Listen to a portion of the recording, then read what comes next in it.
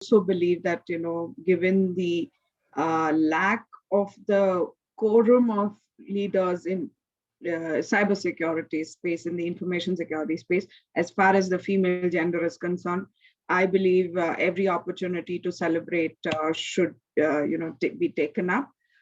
So without, ranting on much about the whole women empowerment aspect, I think that's going to come up in the panel discussion.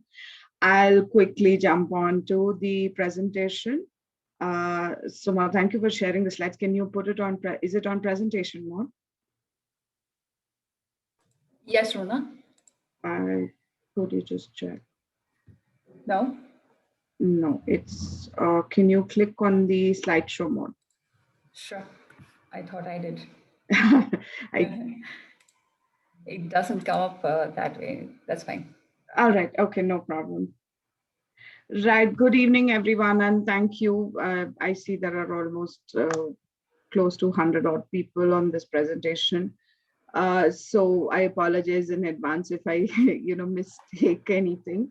But, thank you for the overwhelming response. I'm quite happy to see that people have come in on a Saturday evening to, gain some more insight on a topic. So cybersecurity and mergers and acquisitions, right?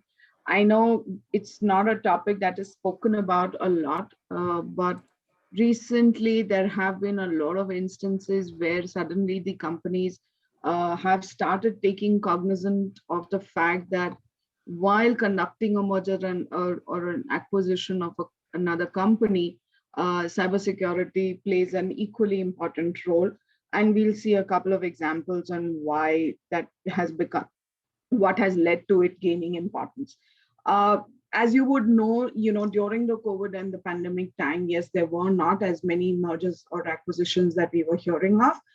But I think, owing to some imbalance that will come up in the economy because of certain companies probably not being able to cope up and some companies thriving owing to their business model and so on and so forth, I think we will be hearing of a lot of mergers and acquisition deals that will come up in the news. I think all of us will recollect recently. I think it's as recent as about 3 days ago.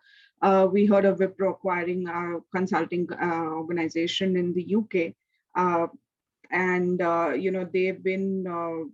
It's a fairly large deal, right? And while it's a one service organization acquiring another service organization, but I'm pretty sure we will hear of a lot of other such deals happening in the future. So now coming to the core of the whole topic, right? Cybersecurity. Why is cybersecurity important during a merger and acquisition? So just to give you a couple of examples, one example, as you can read at the bottom of the slide as well.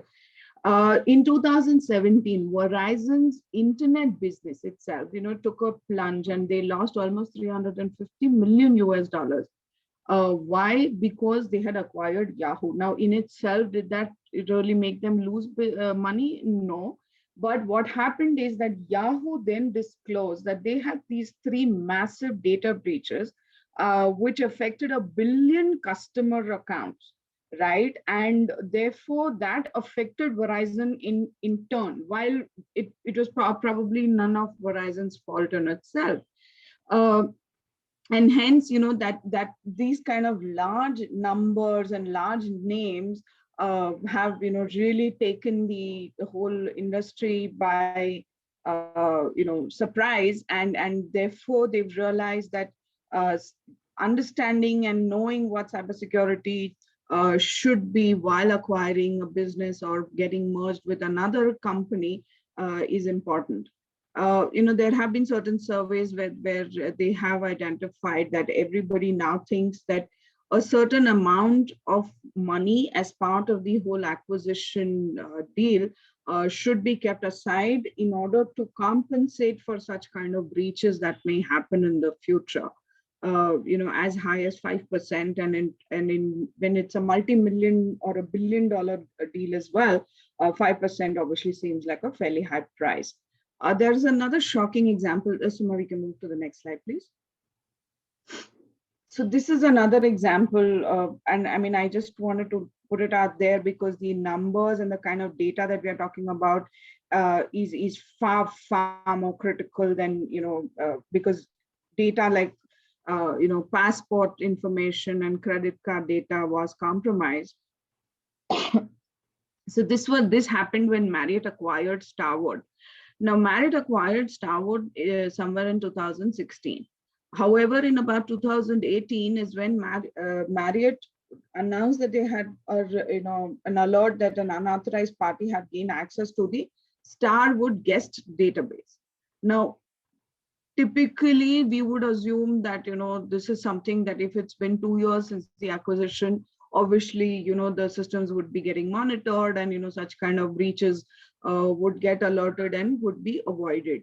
But it seems that that particular access had been gone into Starwood as early as 2014, and remember the acquisition happened in 2016.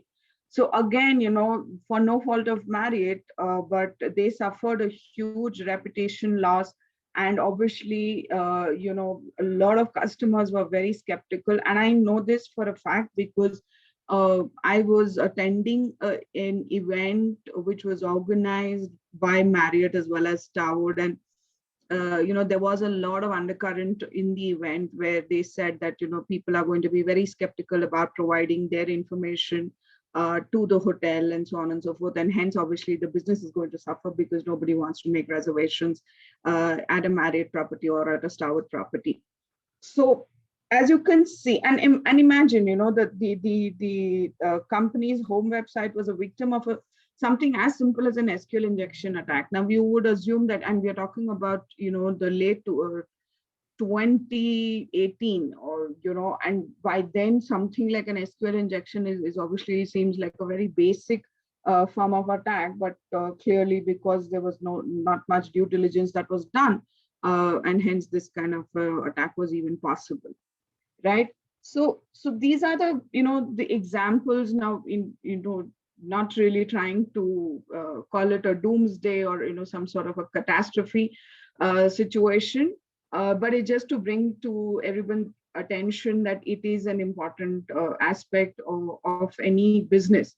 So what I find most interesting about this whole topic is that how business is going to really need to take notice of cybersecurity and not as an afterthought, right? We're cybersecurity at any organization is always typically considered as a cost center, and while yes there is investment and there is a lot of time and effort that goes into it, but it still doesn't deserve the kind of attention that it needs to get.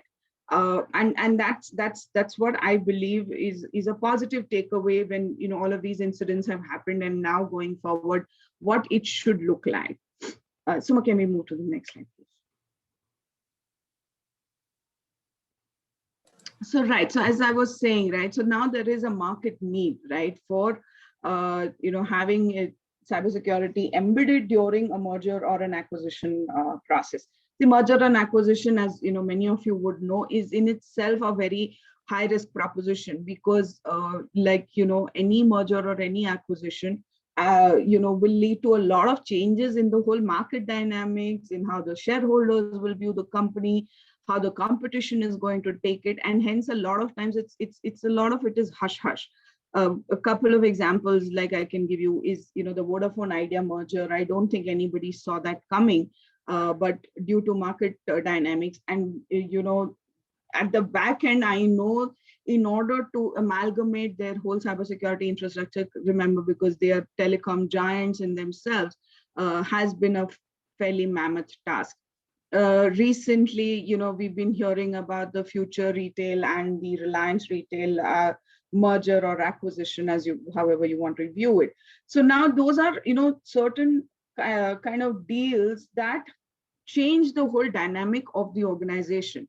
Now, if when the target company, let's say, is dealing with certain, unseen or dormant threats, which the acquiring company is not even aware of, can you imagine how difficult it would be and how the whole market perception of the ultimate entity would change and would make it so difficult for them to even continue their business, right? So why is that? There are some of these threats that are listed out over here, right? Technology disruption, dominant threats, IT risk, and data security.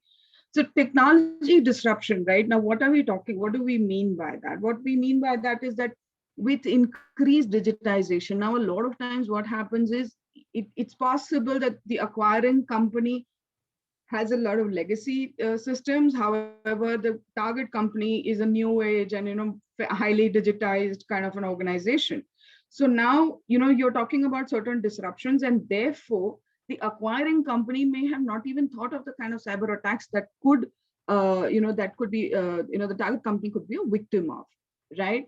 Now that is one aspect of it. Second aspect is the dormant threats. Now, dormant threats, as we saw in the example of Starwood and Marriott, where the breach had happened back in 2014, acquisition happened in 2016, and realization only happened in 2018.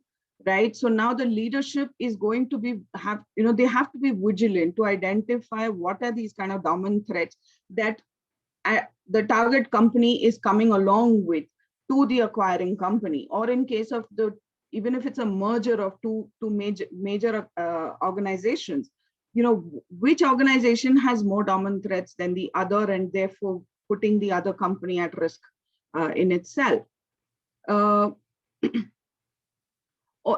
Basically, because also what happens is, your attack surface increases, right, in this case, and hence your dormant threats, obviously the number of dormant threats that you're dealing with increase.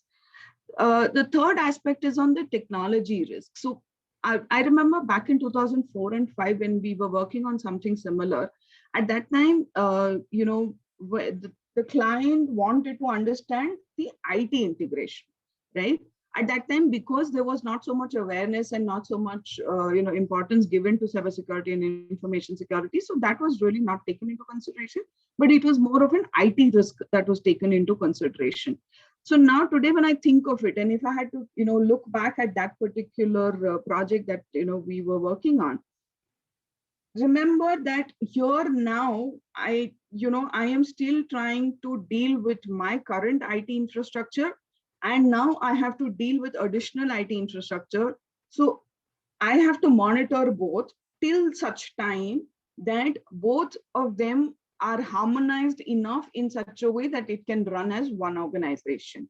Now, in such a situation, managing both the organization's technology and their changes obviously increases the attack surface for anybody who's trying to breach either of the organization's IT infrastructure.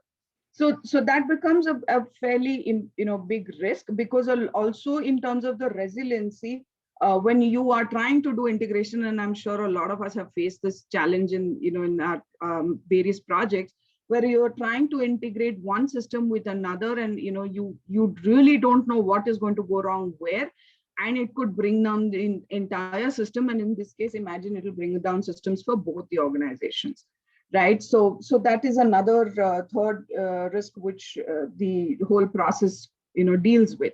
Now, third area is on data security, and while it says security, but I would also like to bring in a bit of a privacy angle, also considering the importance that we have been giving privacy over the last couple of years. So there is critical data in both the organizations, right? And now the acquiring company, however, needs to determine how secure is my critical data going to be if I have to use the target company's in IT infrastructure, or vice versa. If their critical data has to come to our systems, how am I going to be able to handle it and protect it? What is the kind of privacy risk or the security risk that I am taking on board by having to store their critical data also on my system, right? So the market therefore is becoming extremely sensitive to this whole concept of understanding cybersecurity during an M&A. Now, there are a couple of business challenges also. Suma, can we move to the next slide, please?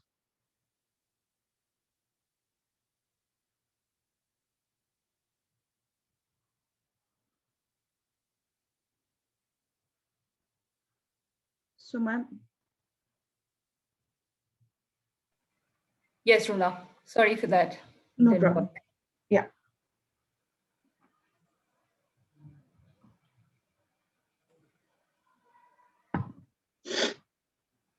In the meantime, I mean, Suma, would you be able to present or should I go ahead and present? I don't know if I'll be. No, I'll have it. One moment. Okay. No problem.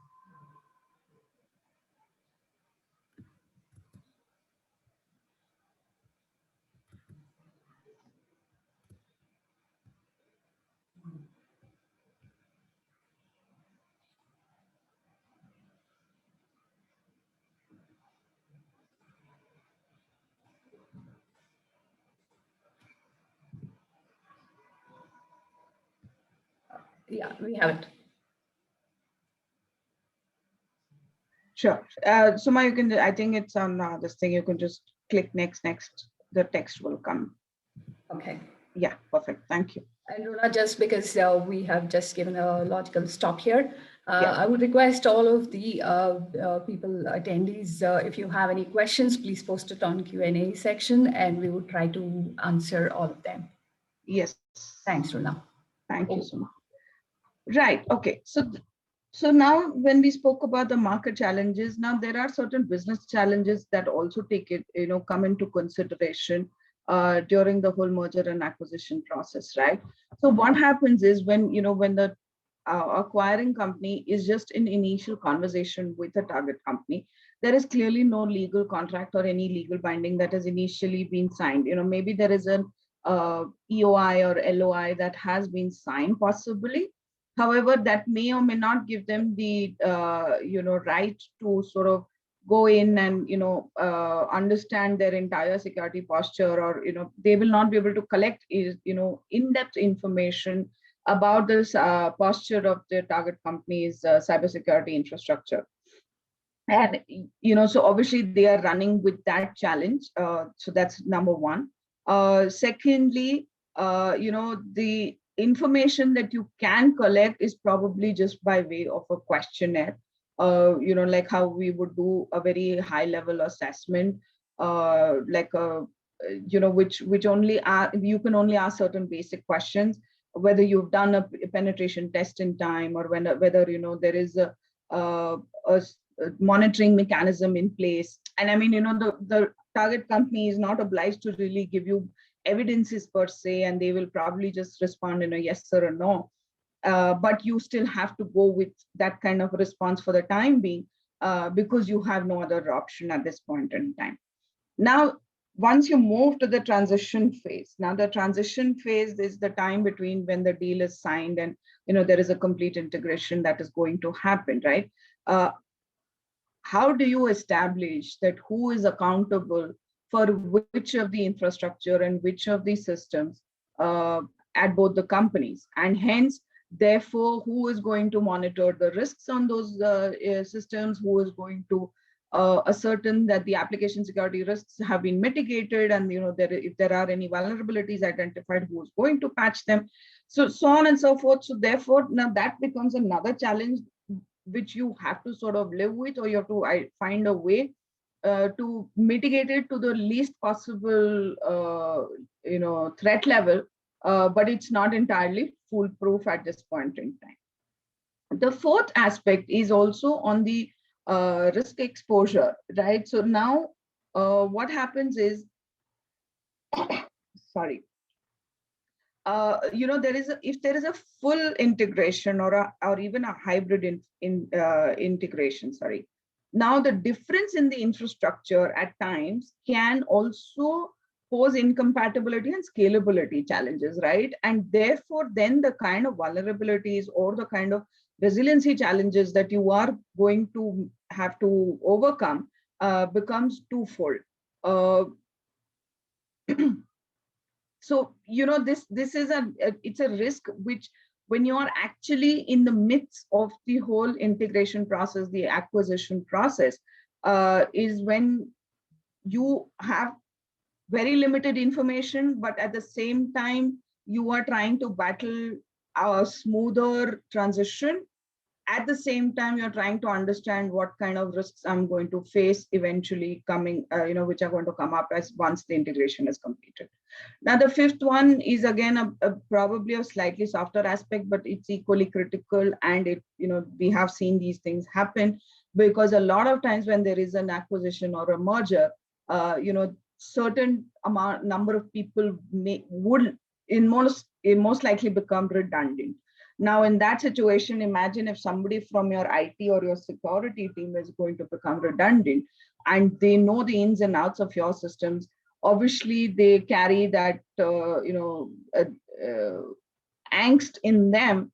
And if, God forbid, if, somebody has that malicious intent, and they are able to hack into systems or breach, and steal data, that's another risk that you are dealing with. So these are the risks and the challenges that any business team is dealing with. But the challenge is that the business team is not necessarily aware of this. It is the IT or the cyber security team that knows that this is the kind of issues that we will come up with.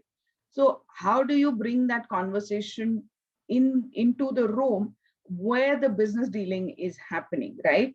And it is important that everybody, because remember that, when we are doing when a merger or an acquisition is happening, there is a lot of financial information that is getting floated around, but nobody's talking about all of this back end, information or challenges, which the company is also going to eventually have to face. Right. Suma, can we move to the next? Yes, Runa. Thanks. So I'll just quickly take you through, a three-step process. So, now we've spoken about the challenges, the risks, etc. So what are the steps that, we as a cybersecurity team can adopt? If at all you find yourself in a position where you have to deal with a merger and acquisition scenario.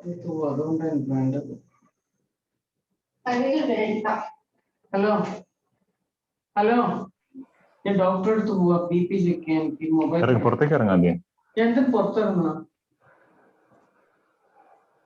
Guys, whoever is not the speakers, please go on mute. Right. Sorry, Runa. No go problem. ahead, please. Yeah. Right. So these are some of the, this is a three-step approach that we believe any cybersecurity team can adopt, as far as the whole merger and acquisition lifecycle is concerned. So pre-M&A, when like I said, in one earlier, that, just about when the LOI or, the EOI has been signed, and, now that the acquiring company and the target company are aligned that yes, this process is going to happen. So what are the, the first few things that need to be addressed? So for the number one issue is also in terms of the legal and regulatory compliance of a target company by the acquiring company, because the target company could be in a different region, in a different under a different regime, or having certain other regulatory compliances to adhere to, which the acquiring company may or may not be aware of. So, it is extremely important, because obviously that is the first thing that will hit the acquiring company if at all there is any breach or any gap that is found in terms of the compliance levels, right? Now, and if there is no, if at all there is a miss in terms of the compliance, then, are you going to face heavy penalties, and what are those penalties, and so on and so forth. So obviously you identify that. Then the inherent business risks from the acquiring company, basically why we need to identify that is because the risk threshold, and as all of us here understand risk appetite, risk threshold, maybe the target company probably had a higher risk appetite or a risk threshold, whereas the acquiring company's risk appetite was far lower. So, in order for it to come to an agreeable level, it's important to understand what are those risks that of the target company are being brought on in by the acquiring company. The third aspect is in terms of the controls risk, the current control risk and how much effort is required in order to treat those risks, right? So from an infosec and a privacy risk perspective, it's important to conduct a detailed risk assessment. So, this risk assessment, if you really ask me, the way I have seen it, is like as good as conducting a risk assessment for any of the regulations or standards that we do, except that, instead of doing it for your own organization, you are doing it for your target organization, and you are trying to come up with a risk assessment sheet, and then trying to identify where the controls that the target company may or may not have implemented, where do they stand, and vis-a-vis the control implementation status in your organization, and how do you bring both of them at par. There are times when the reverse also happens, right, where the target company probably has a better control posture versus the acquiring company. So then the acquiring company is probably going to have to make those investments and make sure that they come up to the level of the target company. Otherwise, whatever investments that the target company has done are probably going to be fairly wasted, in my view. The fourth thing, as far as the pre-merger and acquisition stage is concerned, is identifying, in early indicators of risk, and this is based on public data, publicly available information about the organization. We have tools like BitSite, etc. right nowadays, and I know that those are used to collect information about the organization and whatever chatter is happening on the web for that organization. You should be able to collect that information and identify what risks you're going to be dealing with post the transition. Yeah, next slide, please, Suma. Right. Now, once you've identified and once you've started the whole merger and acquisition process, now you are going to identify, as far as the IT side is concerned, the integration is concerned, three aspects. And typically, this is what we've seen: either it's a full integration, a hybrid integration, or a soft integration. What we mean by full is that the target company's entire IT infrastructure is completely integrated with the acquiring company's infrastructure. Sometimes whatever is found redundant on either side is sort of eliminated, discarded, and then a full integration plan is made. Hybrid is where you keep some, especially when there are ERP systems, is what we've seen, where one is using let's say SAP and the other one is using Oracle, for example. Very difficult to sort of integrate both. But the rest of the things, like your ticketing systems, your monitoring systems, etc., you may want to integrate, but your ERP, you want to sort of keep them separate for the time being, and maybe a couple of years down the line you will think about integrating the two. So that is kind of a hybrid model. Now, the soft model is where you let it remain independent, the target company's IT infrastructure and applications, and your IT infrastructure applications remain independent as well. So, I've not seen a very successful integration as far as the soft integration is concerned. But I think a lot of times, if it involves a lot of financial, impact, then they sort of leave it soft for the time being, and then a couple of years down the line, when their business has picked up, etc., they think of going into a full or a hybrid integration. Now, this is the IT side of things. Now, imagine all the cybersecurity risks that come in as far as when you're doing this integration, right? So when I am acquiring one company's servers, and I may be, almost 80% on cloud, and the other organization has standalone servers or in-house infrastructure, which is fairly cumbersome to manage and monitor, at the same time coming with its own set of cyber risks. How do I manage those risks? How do I mitigate those risks? Do I get rid of that infrastructure completely? It may not be that simple, because moving all of that to cloud will not immediately it'll become very chaotic if you really ask me. So hence, how do you, handle and manage those things? So these are the kind of cybersecurity considerations that come into picture when you're trying to do the IT integration. The second aspect is in terms of understanding the RACI matrix, right? As I said, right, in the challenges aspect also, each team, each organization may have its own infosec or cybersecurity team. And how do you integrate and the roles, responsibilities, identify those, I'm sorry, identify who is going to handle which part of the whole acquired entity's cybersecurity posture and landscape is something that again has to be established during the M&A process. Now, the one thing when the whole acquisition process is going on, there is a need, and I'm sure everybody over here understands that there is a need to do a more in-depth, more active threat hunt, penetration test, because we really don't know where the critical vulnerabilities are going to affect, especially once it is integrated, which vulnerability will affect which side's IT infrastructure and hit them badly, we would not know. So once the legal deal has been signed, we typically observe that there is a whole penetration testing exercise that is conducted across all the applications and infrastructure as well as network for both sides landscapes of IT, sorry. The other thing, and this, while, we may believe that, the InfoSec processes and procedures can continue for as long as for the foreseeable future.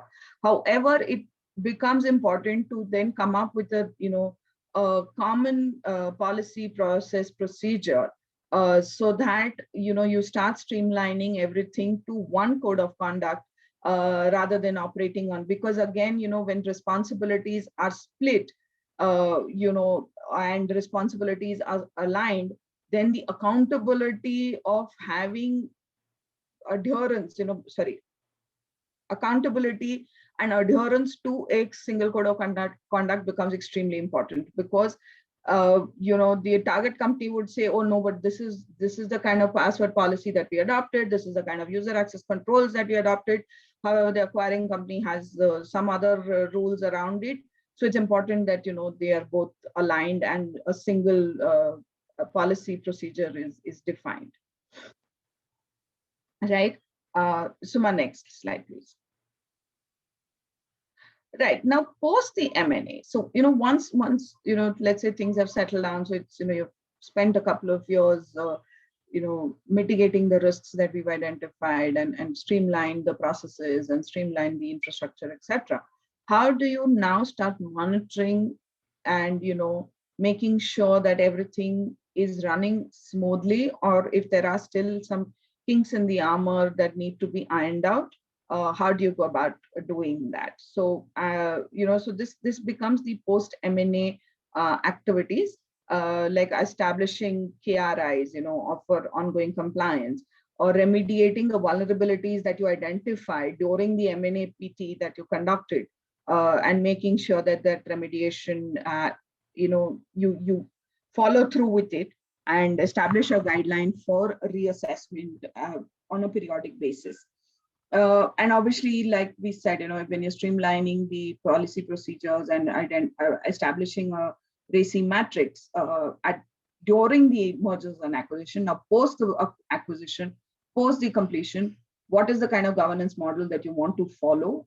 So you create that, especially for compliance, incident handling, remediation, managing certain accountabilities from a compliance standpoint and a regulatory standpoint.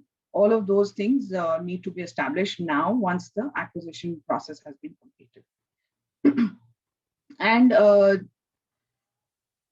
sorry, the last thing is that when you are conducting a full integration, onboarding the target company's information security resources into the acquiring company's infosec services is extremely important, right? Because like I said, yes, while there will be redundancy in certain roles, however, what is the best possible way to make sure that there is coherence amongst both the teams for all the services?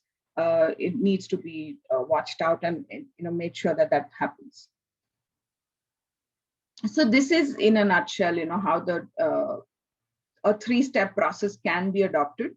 Every organization decides on how they want to take this up. For some of the larger organizations, the way we've seen this is that it's sort of like an ongoing process, because a lot of these large-scale organizations, which are global in nature, are always trying to acquire smaller companies in certain geographies, or in geographies where they believe that they do not have significant presence, and they would like to build their presence in that geography, and hence they want to acquire smaller organizations or even larger organizations, but which are specific to a certain geography, a certain region, or a certain business profile.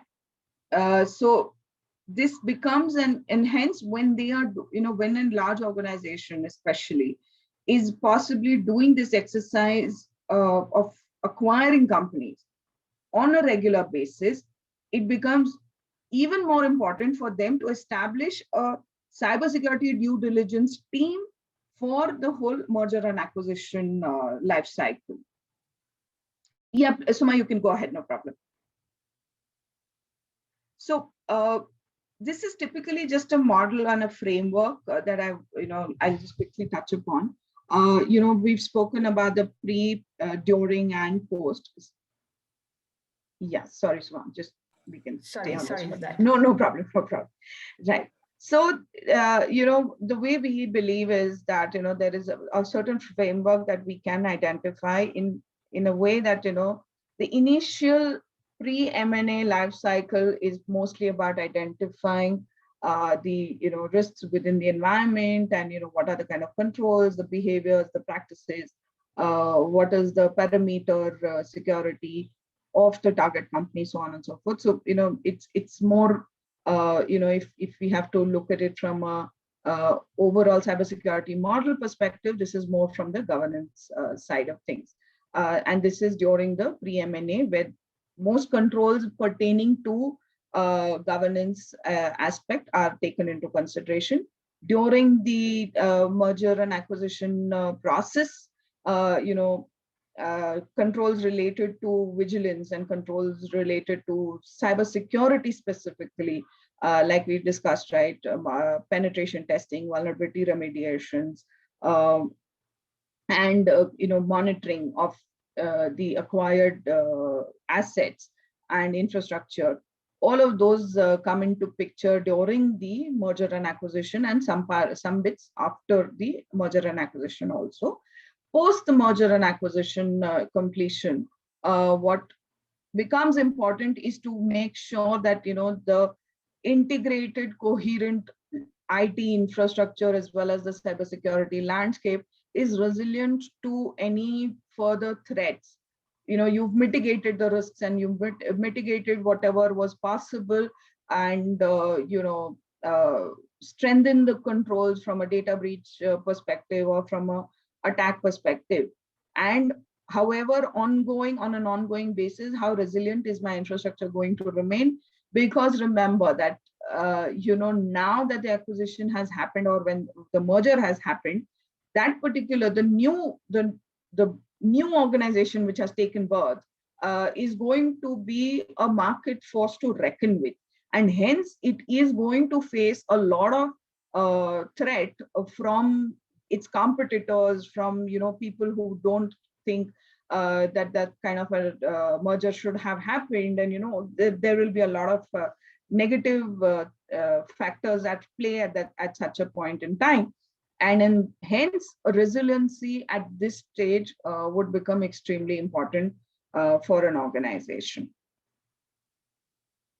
Suma, you can move to the next. So what you can see at the top of this slide is that these are some of the key factors that one needs to keep in mind when working with that framework that I spoke about, right? So how is the governance, the oversight? What are the kind of policies and standards that you want to go ahead with? See, because this also gives an opportunity to the acquiring organization to sort of revamp possibly their existing standards and procedures, right? Because when an acquisition happens, and then, when maybe there are certain best practices that the target company has brought in, and maybe the acquiring company, which was running on legacy kind of standards and policies, may want to relook at it, and therefore build a new standard which is more with the future, and not really looking back into the time. Then, of course, the management processes around risk management and governance models again becomes extremely important. The tools and technology, right? So tools and technology, I know that we've been talking a lot about it. I've been speaking about this right now. So how do these, how do you support the whole risk management life cycle? And like, for example, we've seen in an organization where we are working now, the challenge that that organization has, obviously it has its own security operations center, right? And therefore they have a certain security monitoring tool which is helping them with their internal critical asset monitoring, etc. Now when they acquire a business, however, the business may or may not have its security operations center. Now how do they identify critical assets in that acquiring business, and then make sure that that organization is ready to give control of those assets to be monitored by the acquiring company's security operations center? I don't know if that confuses or makes sense, but it's the, if you look at it, that sometimes the target company will say, I've been doing fine with the monitoring mechanism that I have set in place. I do not need your monitoring mechanism. However, at times, the acquiring company may feel that if I don't monitor their assets diligently, even during the merger and acquisitions life cycle, during the second pillar, right? They may feel that they do not have sufficient control over the whole IT infrastructure of that target company, and they may feel extremely insecure, and they feel that there will be risks that may be getting introduced into the process, right? Now, the other thing, so this is why tools and technologies are extremely important to be taken into consideration. The last thing is obviously on the risks and risk metrics and the dashboard, because that is exactly how you will eventually be able to monitor and understand the health of the overall infrastructure once the completion, once the acquisition cycle has been completed. So now, here what we've mentioned over here, the key focus areas, this is essentially the kind of domains that have to be looked into when you are doing the assessment and the evaluation from a merger and acquisition perspective. So, I mean, obviously we've spoken a lot about vulnerability assessments, breach assessment, strategy alignment, threat monitoring, identity and access management. Identity and access management poses a very, very unique challenge during mergers and acquisition because, one of the organizations where I worked in, they spent almost 3 to 4 years trying to streamline the unique IDs of the employees as well as their email IDs to the parent organization's domain, because the acquired companies, their processes were fairly legacy. The processes were legacy. And hence, to get them to discard those IDs and move to the new IDs and move to single sign-on posed a very, very unique challenge. And it turned into a 3 to 4 year kind of a project, which was very interesting for me to see as well. Third-party risk assessment, obviously, because when you're acquiring an organization, you are also going to acquire their third parties and their extended vendor, this thing. there is a question. Okay, I'll just take the question in a bit, Murli. Right. So third-party risk assessment, because then what are the threats or the risks that the target companies, vendors are bringing into the acquired organization's purview?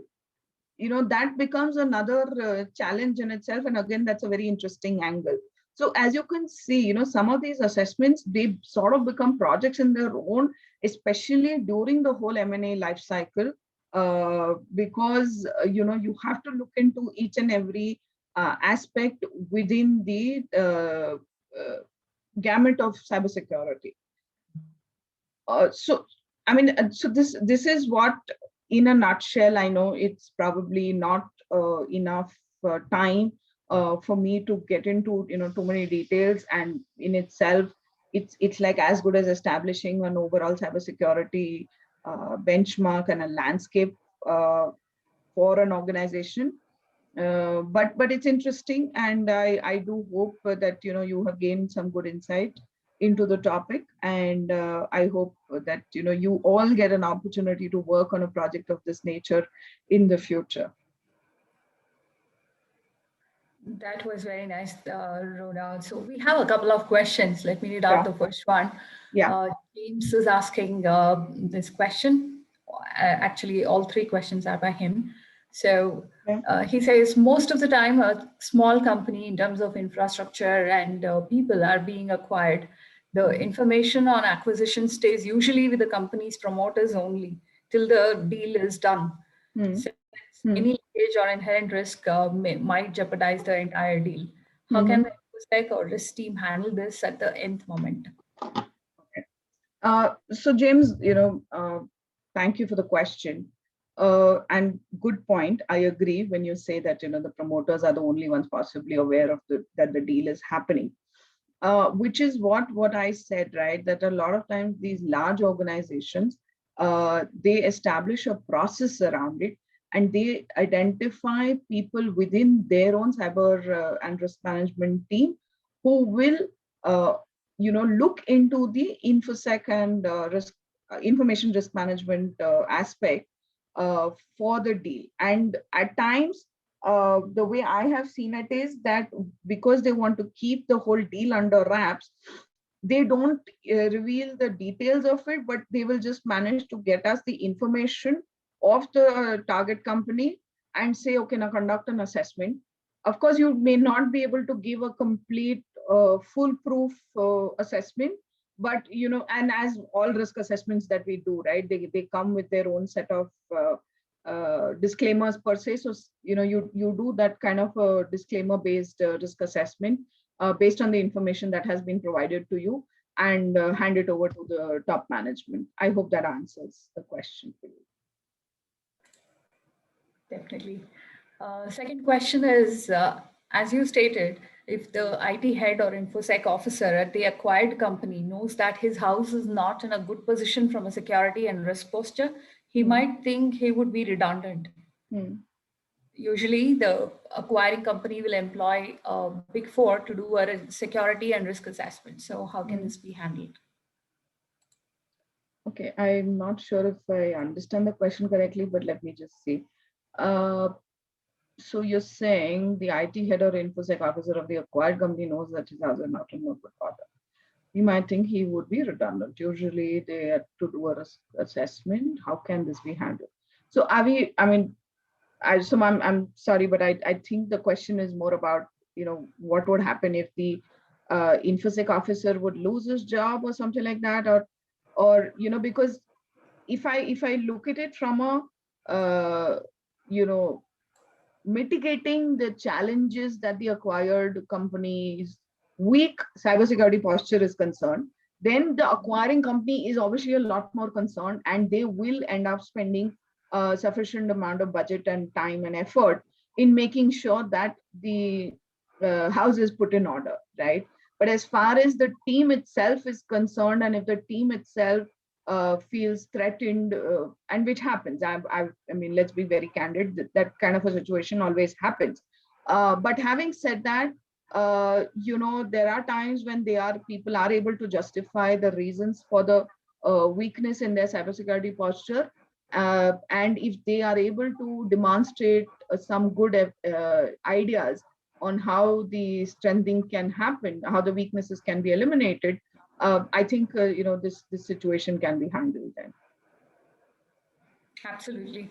I think that's the basic risk assessment that we will be needing to do. Right. Yeah. Okay. There's another question by James again. The usual acquisitions happen with startups because of the unique IP and product they possess, but they are born in the public cloud space with minimal focus on security since it would affect their agility. Would it be very easy from a security point of view in such an acquisition cases? I wouldn't say easy. Okay. Obviously, because acquisition is not an easy process in itself, right? I'm sorry. But having said that, like I mentioned, right? Yes, when you are, especially, it's an interesting challenge. Let me put it this way. When an organization is acquiring a business that is primarily on the cloud, and especially a lot of these new age companies, like Facebook acquiring WhatsApp. Facebook is on cloud and WhatsApp was also primarily on cloud, right? So while it may not be easy per se, but it's not like a no point. There's no point of return. We are not in that kind of a situation. There is definitely ways to identify that and have a smooth transition done. Then you would get into, I don't want to get into the details of how a cloud security assessment is done and all of those kind of things, because that's typically how this kind of acquisition would eventually materialize, right? Absolutely. Yeah, absolutely. Hmm. There's one more question, Runa. In business valuation, in business valuations, we have discounts for lack of marketing and lack of control. Is it time to introduce a discount for lack of sound cybersecurity? Wow, I'm learning new terms for sure. Thank you, Subha. Actually, while there may not be a formal term for it, but it's definitely in play. I can give you an example of an organization in the energy and resources area where when they do the pre-M&A cybersecurity assessment of a target organization, they have a certain benchmarking that they do for the target organization. If the target organization does not reach that particular benchmark that they have established, the deal falls through completely. So the acquisition does not happen. And I know it sometimes, we feel that cybersecurity assessment is probably done at the fag end of the deal, but so be it, that entire time and effort spent on, the deal, yes. So like I said, there may not be a formal term in the market, but it's already in play at this point in time. Absolutely. And any discount on cybersecurity is proportionate Absolutely. to the risk that you are taking. True. Yeah. There's another question, and then sometimes it's changing. Yes. During M&A, sometimes the changing the behavior towards Infosec concepts of the acquired organization becomes very challenging. What could be best strategy for balanced Infosec training awareness after the acquisition for entire group? Okay. Changing the behavior towards Infosec concepts of acquired organization become very challenging. So see, and as we all know as Infosec professionals, right, any amount of training and awareness is never enough for whatever, no matter how you do it. You can do it on a weekly basis, monthly basis, quarterly basis. But having said that,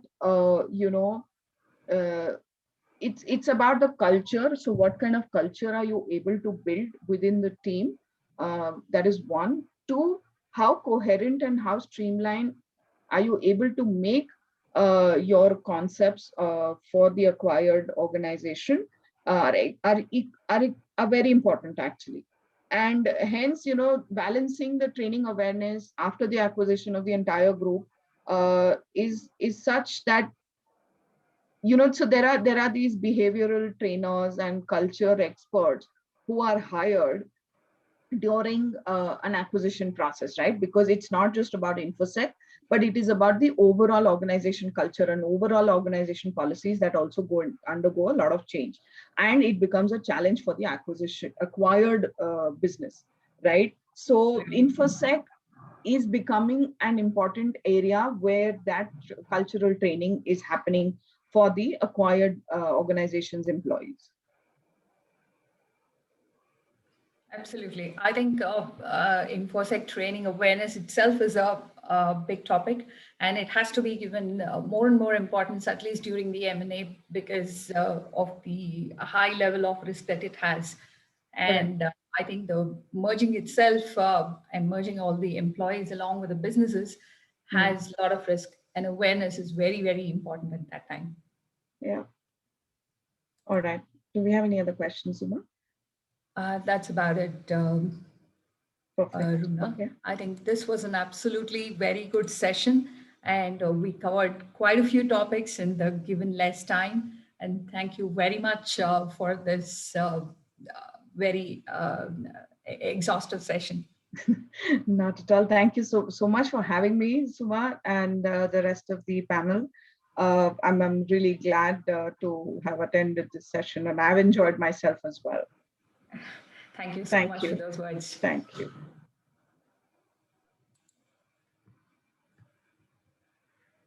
So moving forward, so we have the next session happening. While I put up this on the screen, one moment.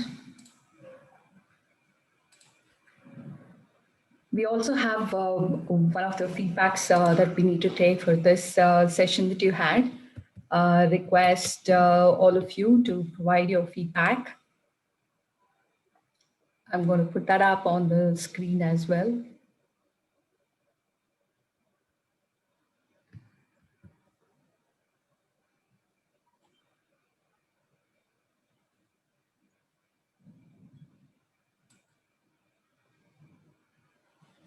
Give me a minute, please.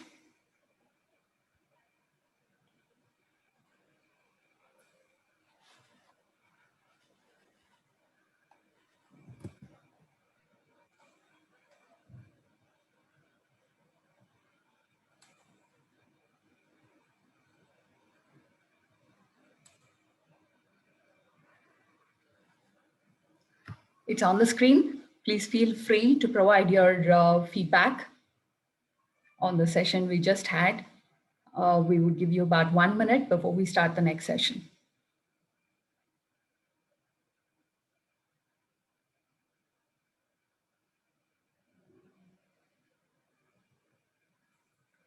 You can log into menti.com and put up the code or scan the QR code to provide your valuable feedback. And the code is, let me repeat, it is 1921391.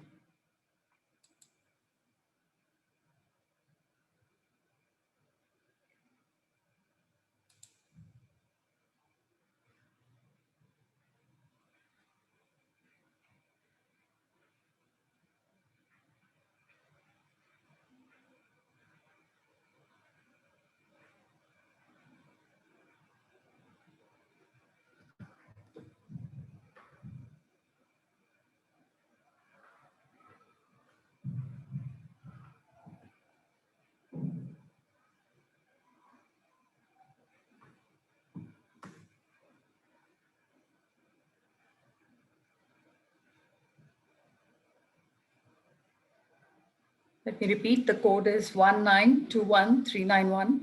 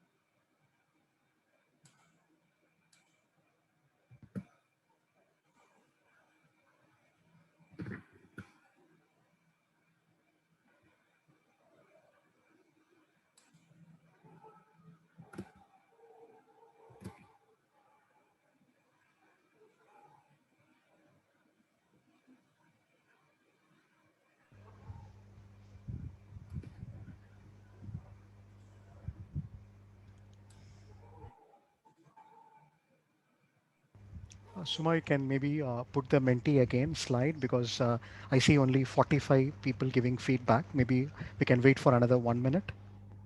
Sure.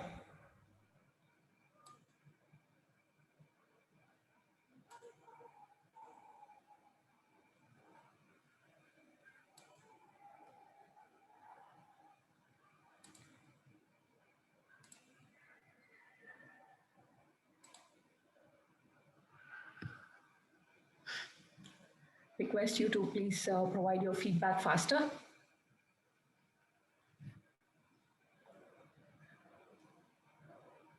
Let me repeat, the code is 1921391.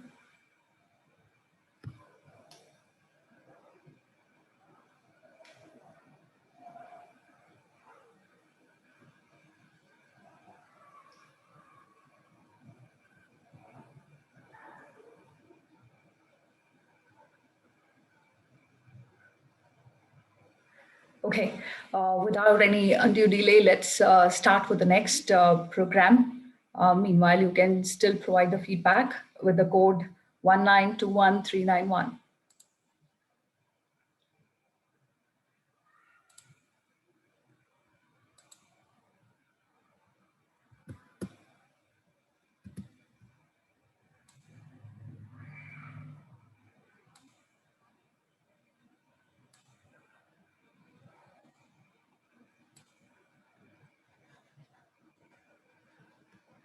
Okay, now we are going on to our next session, which is the panel discussion.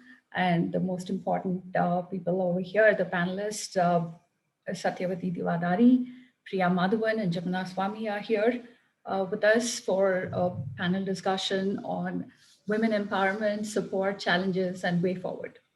So let me take the liberty of introducing each one of them initially.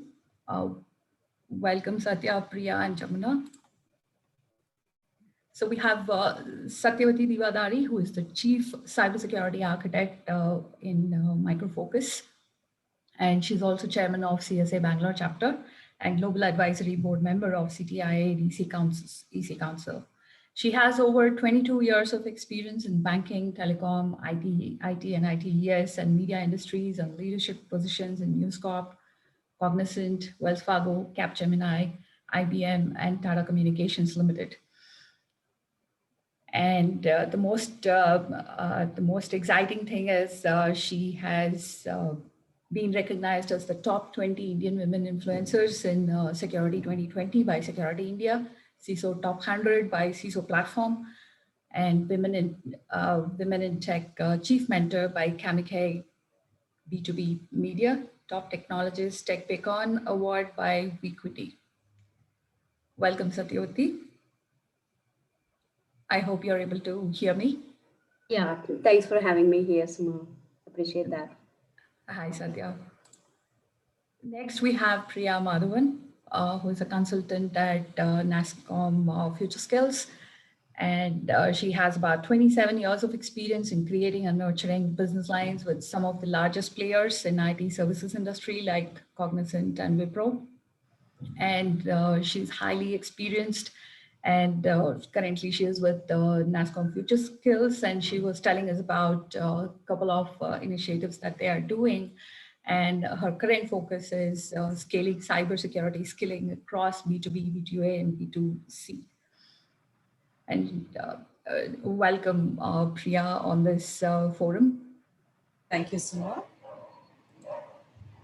We have Jamuna Swamy, who is Strategic Advisor at Infomine Software Solutions LLP, and she's also Senior Advisor and Mentor at Vault Infosec, and she also is a volunteer in ISACA Chennai Chapter, and she's played multiple roles over there, and she's also been awarded India's top IT security influencers and community contributors by CISO Platform in 2016, and she's also recipient of CSO 100 Awards 2017 by IBG and K7 Medal of Honors by K7 Computing, and she is currently Strategic Advisor to Infomine Software Solutions, And she's currently retired from Hexaware, and she's got immense experience working with nationalized banks and private banks and multiple other companies across.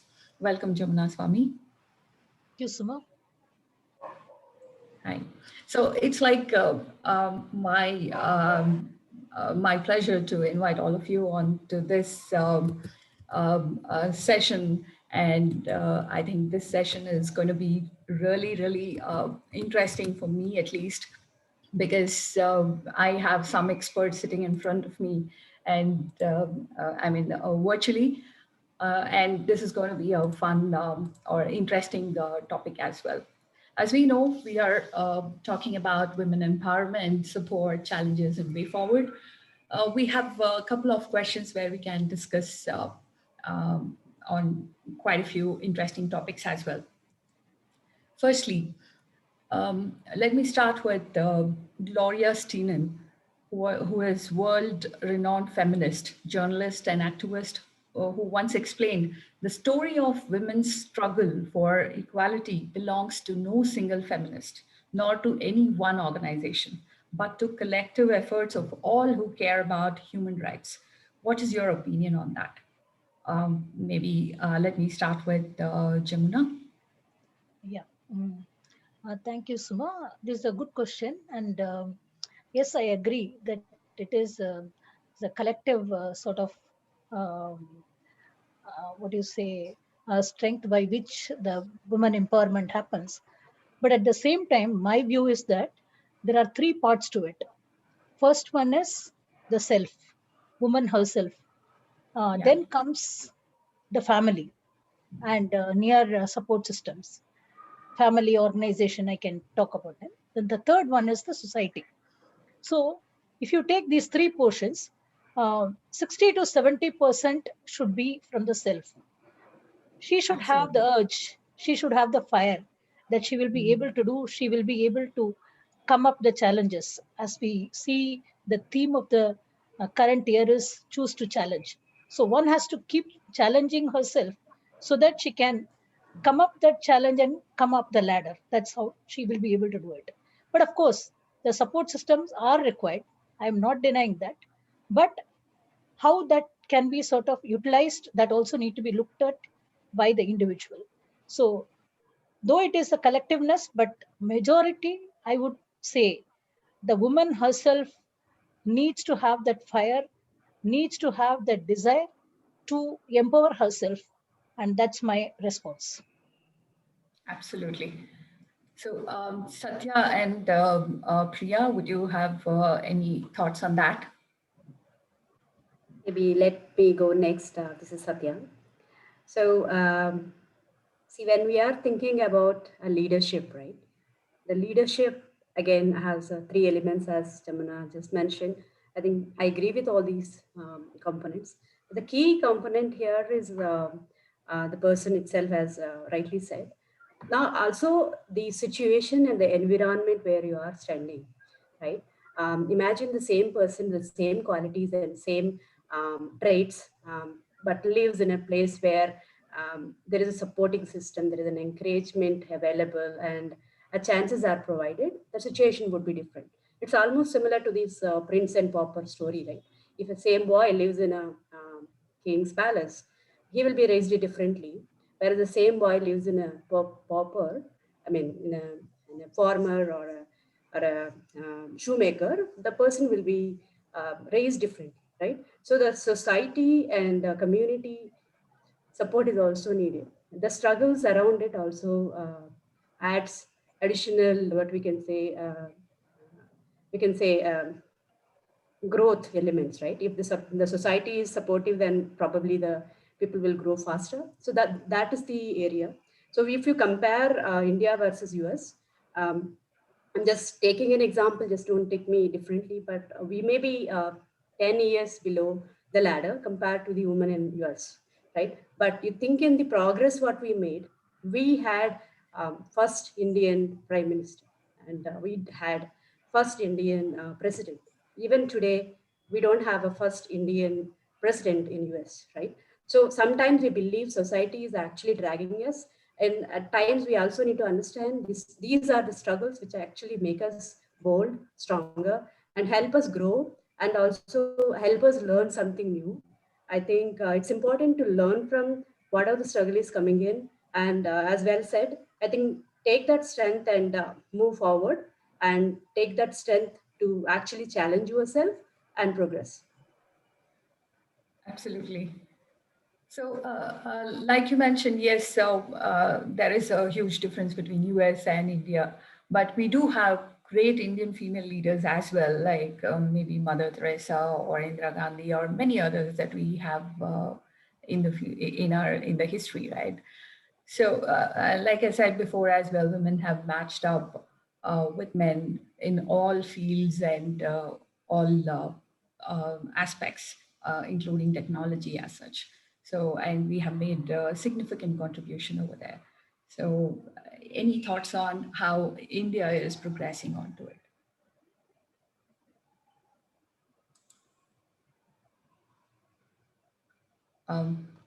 Priya, would you want to take this question?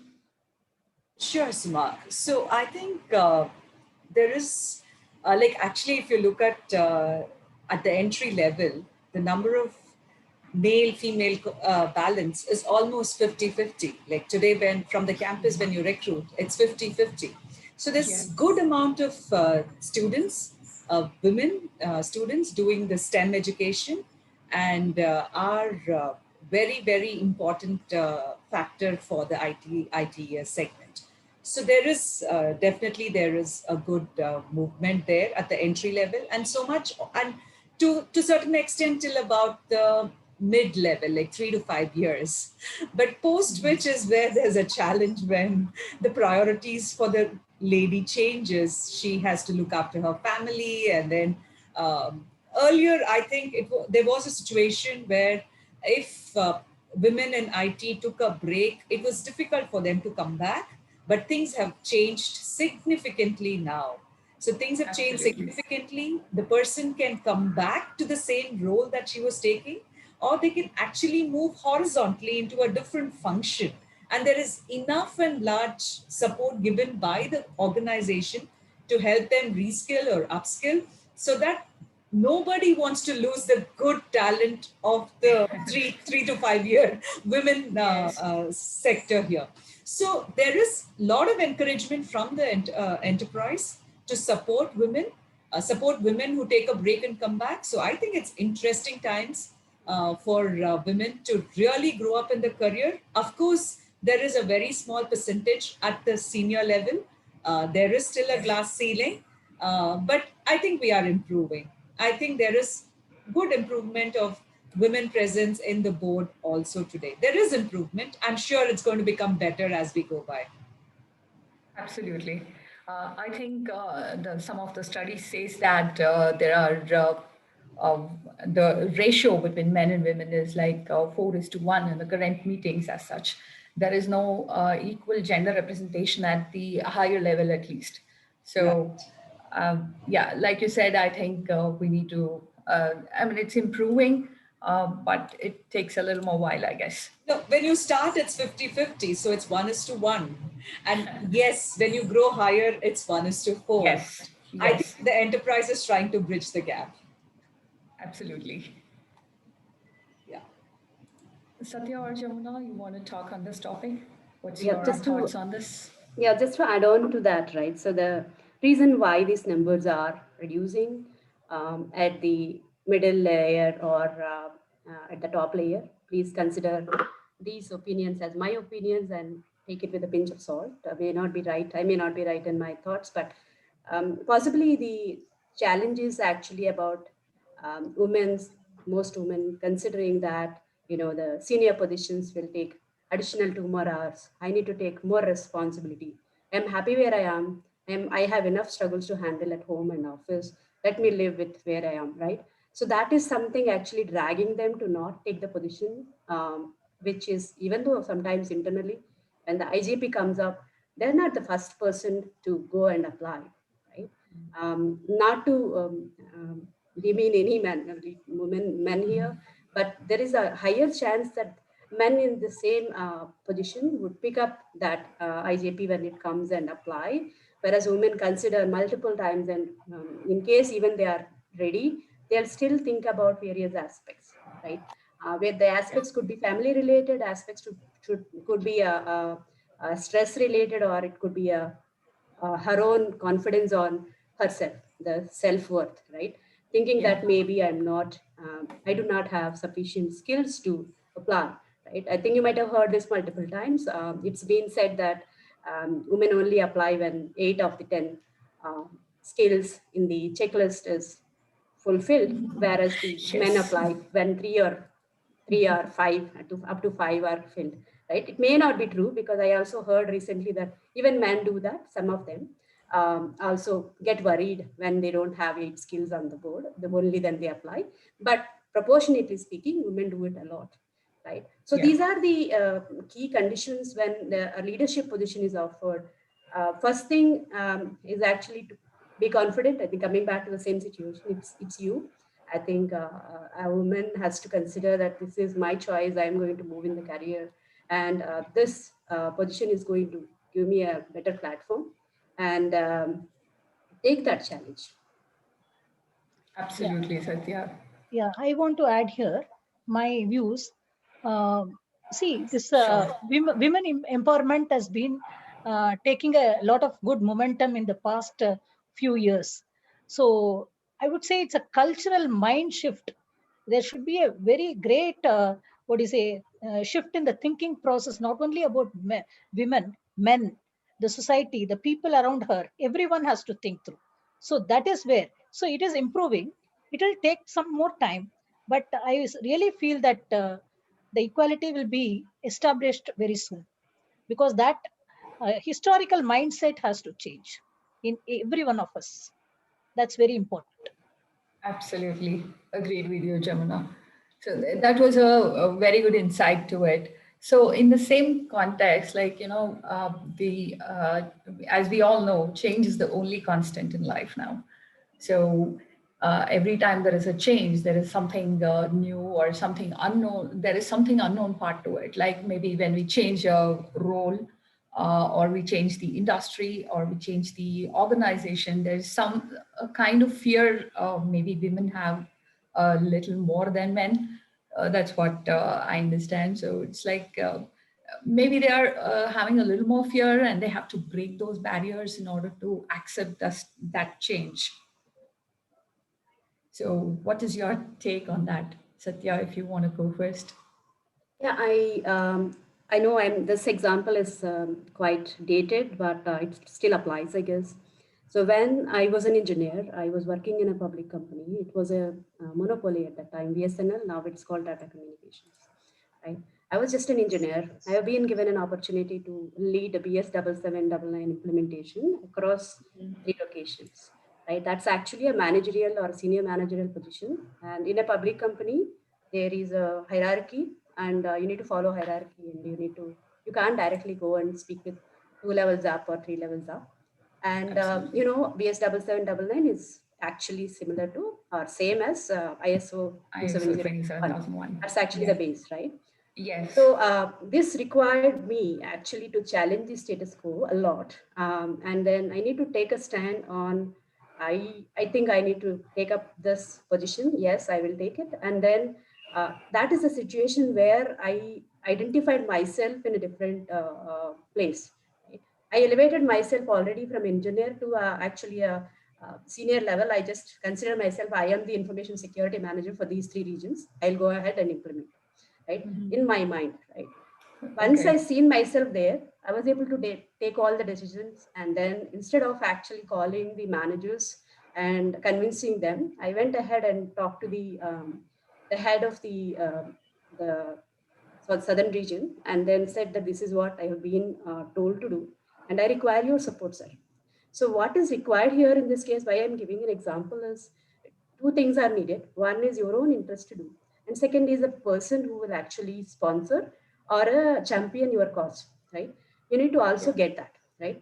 That day, I got a leader who said that, yes, Satya, I will be standing with you. So once he said that, and I am with him, obviously, that is what made the difference.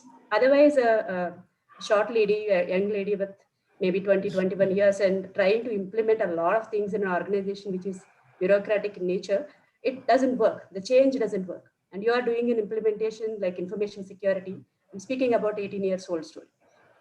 That was really complicated, right? So change comes in two ways. One is self. You are deciding that I will place myself at elevator position and I will seek the guidance and support needed and get that, right? And use them appropriately. Please don't use that for a negative use.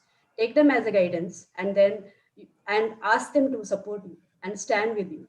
And you lead whatever is necessary and own mistakes and whatever the things comes in along with. So when things go well, I think you will shine, but be ready to fall as well. That is how you will learn, right? So that's the major area where I actually moved myself from data consultancy to IBM as a manager after that, right? I've done CISSP during that time as well, and then moved into information security. So the change itself requires a longer period, but origin, I think, comes from within. I think that's something we need to continue doing it and get the sponsors, mentors, support system along with you to get to where you want to go. Absolutely. That was brilliant, actually, Satya. I'll just Thank go you. next, Suma. Very, Sure, very, yeah. Thank very you. inspiring, Satya. So absolutely wonderful. Believe in yourself, and then when you believe in yourself, I think you get the necessary support. So that was fantastic.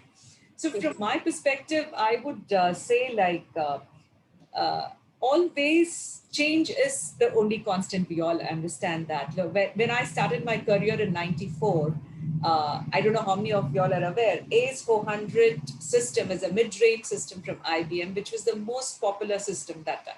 All the applications used to be developed on AS400, and I was working at what is called Robert Bosch now. So it was exciting to be part of that journey.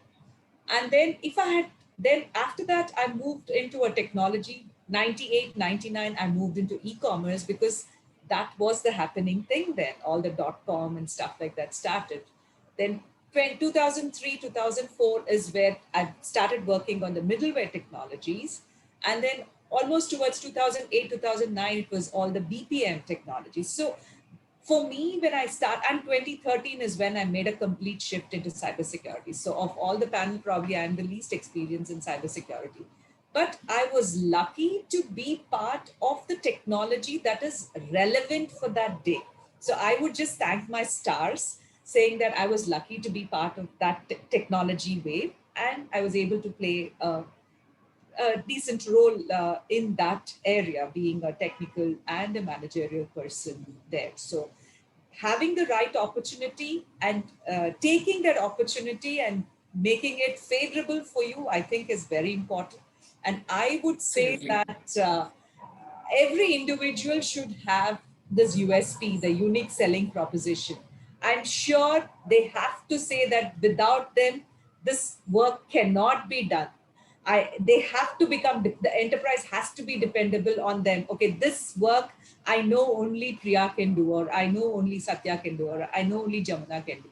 I think that kind of a potential the person has to exhibit for them to have a long, fulfilling career, because it's going to be a 30, 35-year long career. And if you just go by the wave, if I had continued to stay in AS400, probably I would have done very fine the first 10 years, and then I would have become obsolete right now. So I think it's very important to keep up and then keep going. Absolutely. I Jamuna, would like I mean, to. you're the highest experienced persons over here. You must have seen a lot of changes. Yes, So yes. if you could So, share some of your thoughts. sure. In fact, the last session we had about the risk during the merger and acquisition. So I was actually part of the journey we went through. I was working for Bank of Madura, which was acquired by ICICI Bank. So I was in Chennai, and ICICI Bank, headquartered in Mumbai. So all the integration, all these things, that things went very smooth. And we were, actually, well, the ICICI Bank welcomed us, and everything they did, it was very nice. But after a point of time, when everything was over, Then the reverse merger took place where ICICI merged with ICICI Bank. Okay, now that merger, after some point of time, 2-3 months, I was called to Mumbai. They told me, if you want to continue in this bank, you come to Mumbai. Otherwise, you take your own decision. I didn't know because my family is in Chennai, my children all small and they are studying, and I didn't want to move out because I had a very good support system. My in-laws were really helping me in my professional journey along with. So this is how, and I didn't know what to do. I told them, give me some time. Let me see if I can find another job in Chennai. And then I'll come back and answer you what I have to do it. I came back and then I started searching. I could not get anything in banking industry in Chennai because only IOB and Indian Bank had the headquarters in Chennai, and information security department were not that great at that point of time. And I was already in slightly on a middle way in the information security at that point of time. So I was wondering what to do. Then I took a decision, let me move to IT industry. It's a very new area. Then somehow I got a job in IT industry in Polaris as a head of quality, which was new to me. Quality is new to me. But I said, let me go. As you said, the fear of unknown. I didn't know what it was. But I went. I learned everything from my team. I said, I must learn. I must survive. See, because the survival instinct, it makes you really learn. It makes you change. And then how the banking industry, how the IT industry, the culture is entirely different. I learned to live in that IT industry too, and almost served 18 years there. So and came out successfully. So this makes every woman, or for that matter anybody, the necessity makes that person basically change for the better, because you have no other option. If I have to survive in Chennai, I have to survive in this industry and then take it along. So that's how I feel. So somewhere or the other, the push comes to us. Yes, That's it. definitely agreed. I think that was absolutely giving your personal experiences to the thought. So Yeah. thank you very much for your thoughts on that. Yeah. Next, I would want to put up on how are we doing on the new startups, women-owned startups, because we do see that the statistics says that women-founded companies have received very less venture capital funding as such. So, because Jamuna ma'am, you are supporting, or you are an advisor for many of the startups. Would you have any take on this? As you said, like currently the startups, yes, the representation of women is less than that as such, but it doesn't mean that there are not there. There are many startups with, the women coming up and then taking up things. Even if you talk about bakery or anything for that matter, for the food related thing, which generally women are very, what do you say, experts in. And there are many such startups are happening. And apart from that, there are tech companies and things like that. I don't have a data point with me, but I have read in the news and things like that. There are women taking up startups and all. And in that thing, like coming to the venture capital and things like that, of course, the multiple ways in which you can sort of run your startup, bootstrapping and things like that. They whichever way is convenient to them, they try to do that. And there are many sort of institutions offering entrepreneurships, and then I find many of the women enrolling into it. Like my daughter herself, she did her MBA in entrepreneurship and innovation, and is going to launch a startup. So that's how it happens. So we find many women, more people, women coming up for the startups. And I think it's not only women, even for men. As I being in the Vault Infosec, a young man who started this sort of a cybersecurity organization, very enthusiastic, and then taking it forward. So I'm happy. Like now, more and more startups are. In fact, the other one, Infomine, is also a startup, but it is started by like an experienced person after sort of coming out of the organization, corporate life. But the thing is, uh, I welcome this change of startups coming up, and it will really give a boost to our economy too, and a lot of experience and exposure to the young people by way of experience and how they can sort of come up successfully in the profession. Absolutely, I agree with you. I think all of you are mentoring multiple people, especially people who are starting their careers in the technology industry. So when you start a mentoring program for, say, one of such people who is starting their career, so what comes on top of your mind? There are multiple things that we have to consider, but then what is the most important things? Yeah, I'll pick that first. First thing, when you are approaching a mentor, according to me, it's important to have a goal first. I've seen cases where people come to me and ask, "What should I do?" So that is not the time actually you'll approach a mentor. So you'll go to a mentor only when you know where do you want to go, and then identify the right person who would be actually able to support, and then go with a goal in mind. That is the time any mentor can help you. um, there are areas where what we can say, the mentorship will be effective when you understood one thing, right? I'm just coming back to the psychological segment.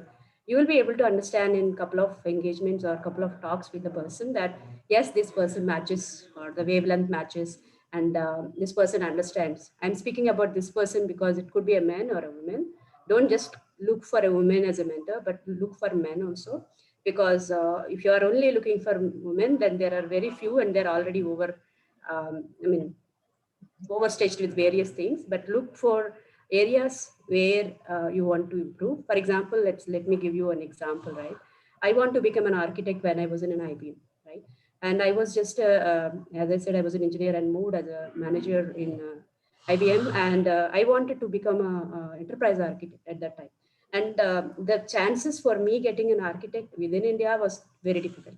So I went ahead and posted this in the forum, international forum, and got some support from a US guy. And he was ready to join a call in the early morning of his time, which is around 5 or 6 o'clock in the morning. And he was actually giving me support. So important here is you identify the object and then identify the point of person or a place where you could get the support, and then gain it, right? That is when the engagement goes effective. Um, yeah, that's how I take it as a first step. Second step is continue having that engagement. So what happened, or what I've seen in my mentees is they come, ask something, and then I don't even see them for some time. I need to ask them, where are you, right? Instead, it should be the other way around. I believe you should need to have that continuous engagement for yourself. Put a target for yourself that you are going to have that catch up to tell, you know what, I'm here. What should I do? So actually that would work like a point of reference for you to check your own progress against your own goals. The mentor is helping you throughout so that you reach the objective what you have initially planned. Right? So that kind of pre-planning has to be done by the person itself. It's too much to ask by the mentee, but who is the person asking for support? That person has to plan for almost all this. Again, I'm using the person word because mentoring is required for men and women equally. And it's important to have that. When support is needed, you should get it. Absolutely agreed. Priya or Jamuna, would you want to add to that? Yeah, I will add to it. See, one thing is when I do mentoring, I first try to understand what the interest of that person is. Because sometimes they come with a view like, I want to do this, but we don't know whether they really have that interest or whatever it is, because somebody else is doing, I am also doing. So that sort of a thing. So by way of talking to that person, we come to know what is his interest, whether he will sustain for going forward with that idea or not. So that is very, very important. And of course, I agree with Satya, what she had said also. So that is also makes a lot of sense in mentoring. That is there. Yeah, just to add to what Satya and Jamuna was mentioning, I think it's a very important bond that we need to have with our mentor. Like I'm talking more about the person who's a mentor to me and I'm being mentored. So it's a close relation. So there's a perfect understanding of, the person knows me for a long duration, so he knows what are my strengths, what are my weaknesses, and the person also understands the field very well. So it gives me a lot of confidence to reach out to him when I need suggestions. And as Satya and Jamuna rightly pointed out, it doesn't help with having an open-ended question. You need to know, this is what I need.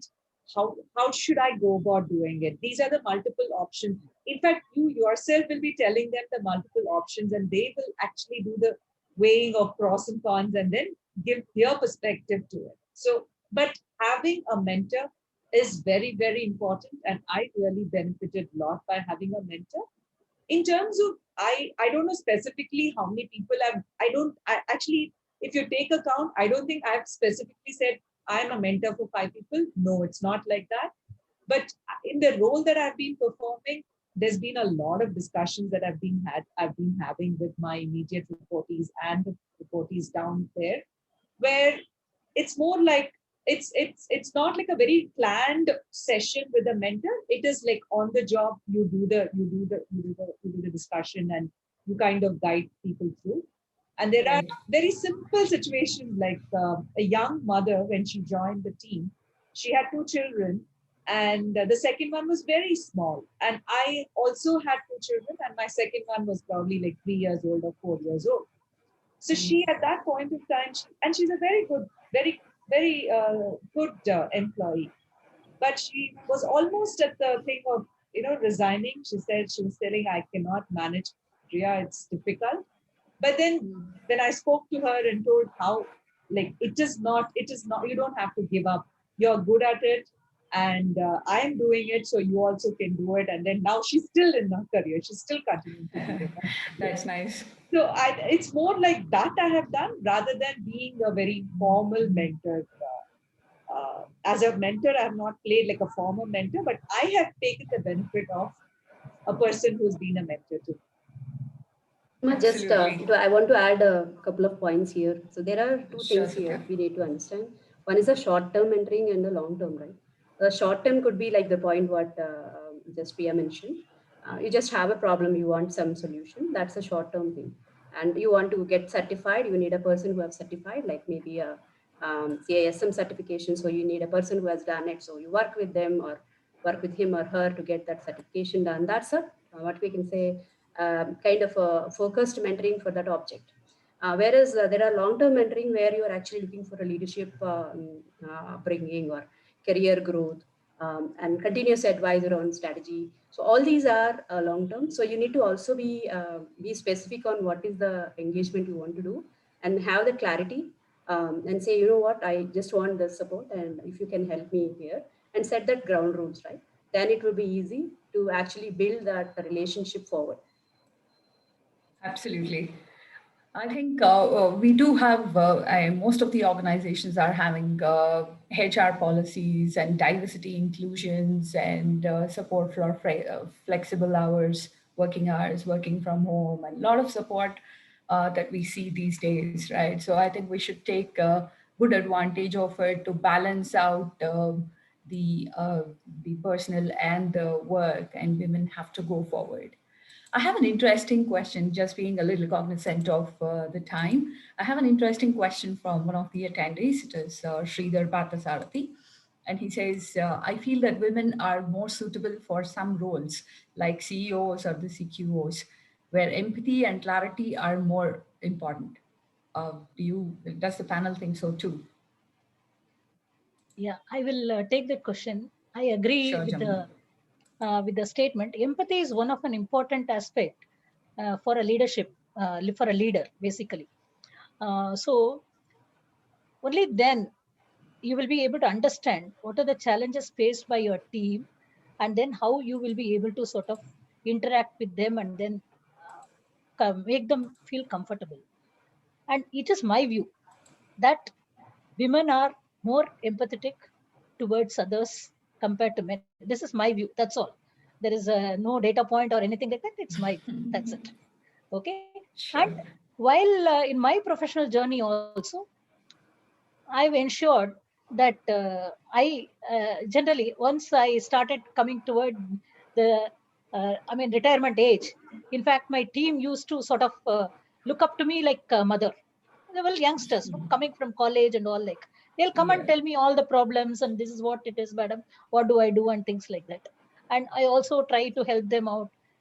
There are a lot of things other than the professional thing, whether a man or a woman.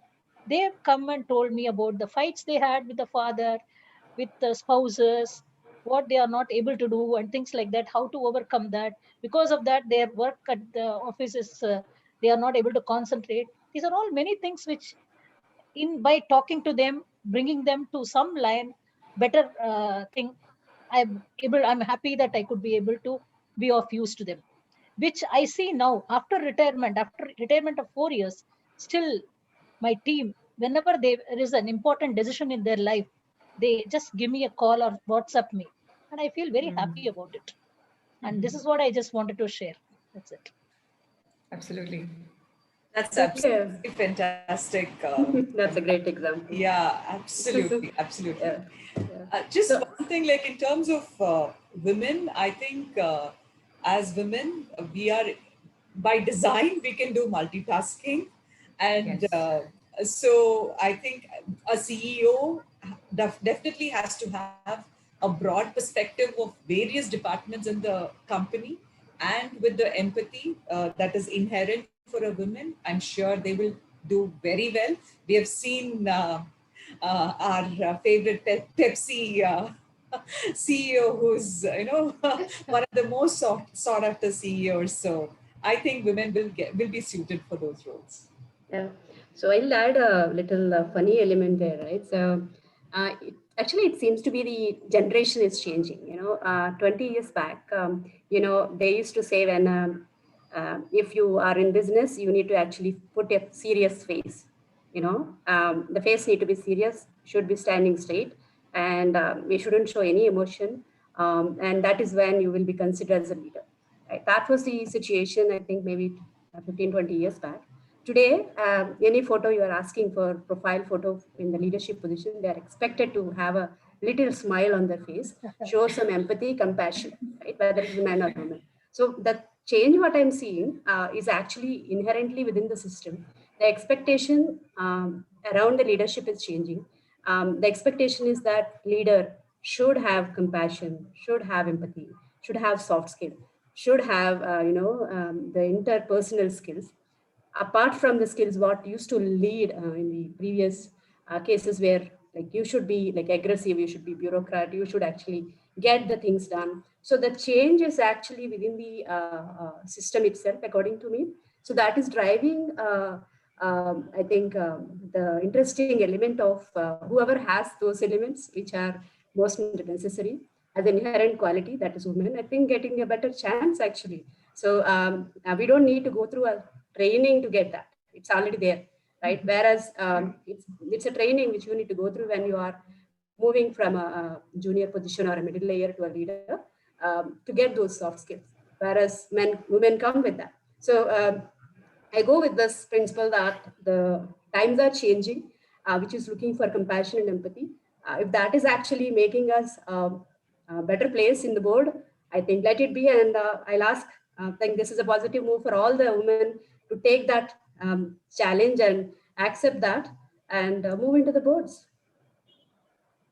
Yes, totally agree with that. I think this was a very, very good session. We are already over time by 7 minutes, but I think this was, all three of you have given us a lot of insights and inspiration and motivation to move forward. So thank you all for all your time which you gave to us today. And we hope to have more and more sessions in future as well. Thank you so much, Suma and ISACA, for this opportunity. Thank you so much. Yeah. Thank you, Thanks Priya. Thank you, for Satya. ISACA Bangalore chapter for this opportunity. Thank you, Suma and group, and I appreciate the today's all the events today. Appreciate all the hard work you put in, and looking forward to have more sessions like this in future. Yeah. Sure, definitely. I think Suma, we will just connect a back quick again. feedback on Menti, please. Thank you. Yes, Ganeshan, I'm coming to that. So just to give a closure to this, I think women empowerment is on its way, right? It's no more a struggle. We have many venues for us to venture out and deal with all the challenges. It's left to all the individuals, we as women, to make up our mind and go ahead with complete confidence. So we in ISACA, again, technology is for all, and we continue to promote an equal opportunity for all and strive to build an inclusive and diverse environment in all the fields, including technology. So we encourage all of you to enjoy the benefits of the existing avenues and support systems to bring a change to the world. So with this, I would again wish all of the women a very happy Women's Day. And we have the feedback coming up here. Please do take 2 minutes of your time to provide your feedback. It'll be valuable for us. Please go to menti.com and the code is 72866189. It's on the screen as well. Please provide your feedback. We'll keep this for another 1 or 2 minutes.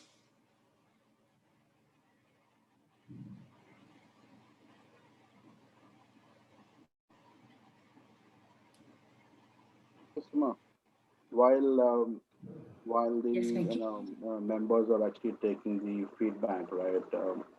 Just would like to thank all the panelists, especially for taking the time out and really having a wonderful session today. We've already started receiving a lot of positive feedback for being very straightforward and talking about a lot of lifetime scenarios. So it is very important and essential in today's world to motivate and encourage a lot of women to really come forward and do all these things. And we are really happy that we have been able to start just somewhere, and we just want to take it to new heights. And thank you too personally for being the moderator and conducting this session very well. Um, I would really be happy to host some more such events. We'll just look forward to how things go, and we can continue to have many such events in the future. Sure, Venki, thank you. And of course, we will be having a lot of other events. So audience, please provide your feedback and be active on the Telegram groups and on ISACA portal itself, and watch out for the new events that's going to happen in the future. So again, I request all of you to please provide your feedback on menti.com, and the code is 72866189. Or please scan the QR code on the screen.